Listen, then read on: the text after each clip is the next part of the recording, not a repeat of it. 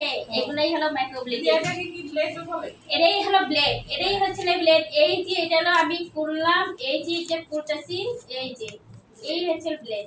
এই যে এটাই আবার এই যে এর মধ্যে আবার এটা ঢুকাবে, এই যে এইভাবে। এটা হচ্ছে কলা এর মধ্যে কাঁচকলার মধ্যে শিখতে হবে। এটা হলো যেহেতু দিয়ে করে একটু সহজ, এটা দিয়ে করে একটু কঠিন হবে, একটু শিখতে হবে। তাছাড়া শিখা ছাড়া এটা হবে না। এই যে লাগাচ্ছি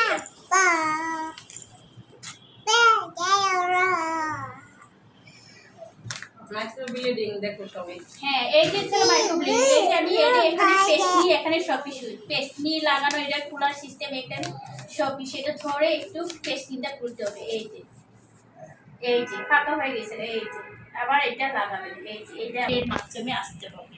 ওটা বুঝতে পারছেন? তারপর ছিল ওইখানে হলো ইনজেকশন দেওয়া হবে। ইনজেকশন দিয়েছেন একটু 2-5 থেকে ইনজেকশন দিয়ে যে অবুজ করে রাখে, যে ব্যথা না পায়, যে সহ্য করে অনেকেই। তারপরে একটু একটু ব্যথা পায় এরা। তারপরে এই সুইয়ের মাধ্যমে সেন যাবে, এটা হলো ডিপ কালারের মাধ্যমে সেন আসবে। এইটাই হচ্ছে লিপ কালার সুই। এটা দিয়ে আপনারা করতে পারবেন, ট্যাটু করতে পারবেন, আইব্রো করতে পারবেন, তিল বসানো করতে পারবেন, আইলাইনারও করা যাবে, সব কিছু করা যাবে। এই কথাটা আবার স্টার্ট করুন। আমার কণ্ঠ ভালো না।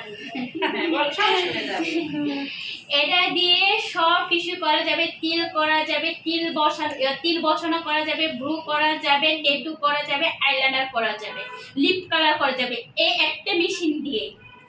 এবার বুঝতে পারছেন? নরমাল যে 4-5 হাজার টাকা তিল বসানো মেশিন, ওটার মধ্যে কি আরেকটা মেশিন আছে, আরেকটা মেশিন আছে, ওটা শুধু ব্রু করা যাবে, শুধু তিল করা যাবে। একটা মেশিন আছে, আমি একটা কিনছি তো, ওটা আসলে ডাইরেক্ট মেশিন না, কারেন্টের ডাইরেক্ট না। ওটা আসলে ওটা শুধু তিলের জন্য একদম চিকন, সুই হলো চিকন। যেটা আমি তিল উঠাইলাম ওইরকম সিস্টেমটা। ওটা শুধু তিল বসানো যাবে, ওটা দিয়ে ব্রু করা যাবে না। ব্রু করা যাবে না। কাস্টমার নিয়ে আসলে এখানে ওদের মেশিন দিয়ে করার জন্য করতেই পারে।